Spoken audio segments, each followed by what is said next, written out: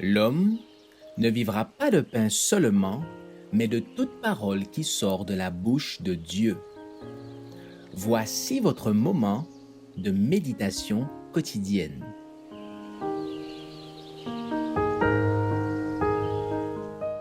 Vous recevrez une puissance.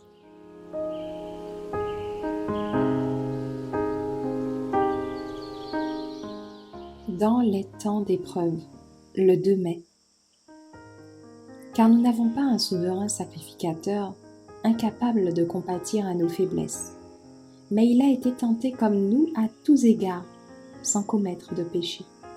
Hébreux 4, verset 15. Le Christ demeure en celui qui le reçoit avec foi. Même si des épreuves affligent son âme, la présence du Seigneur l'accompagnera pourtant. Le buisson ardent dans lequel résidait la présence du Seigneur ne se consumait pas. Le feu n'a pas détruit une seule brindille. Il en sera de même pour le faible agent humain qui place sa confiance en Christ. La fournaise de la tentation pourra brûler. La persécution et l'épreuve peuvent survenir. Seules les scories se consumeront. L'or brillera davantage au travers de ce processus de purification.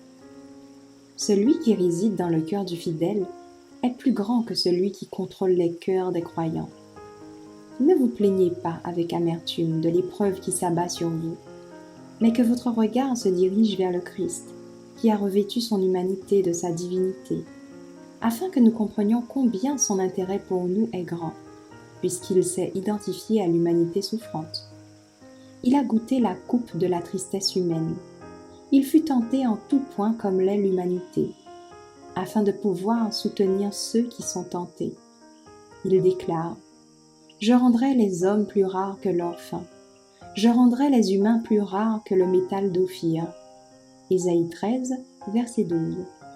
Il rendra un homme précieux en demeurant avec lui, en lui accordant le Saint-Esprit. Il déclare : « Si donc, vous qui êtes mauvais, vous savez donner de bonnes choses à vos enfants, à combien plus forte raison le Père céleste donnera-t-il l'Esprit Saint à ceux qui le lui demandent ?» Luc 11, verset 13. Le Seigneur nous a appris à appeler Dieu notre Père et à regarder à lui comme la fontaine d'une affection paternelle, la source de l'amour qui a coulé de siècle en siècle par le canal du cœur humain.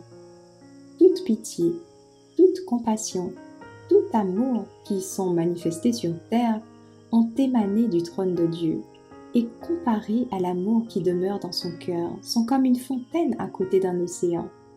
Son amour coule perpétuellement pour affermir le faible, fortifier le défaillant et donner du courage moral à celui qui vacille. Dieu agit au travers du Christ et l'homme peut s'approcher du Père au nom du Fils. Notre science et notre chant se résument en ces paroles. Écoutez ce que le Seigneur a fait pour mon âme.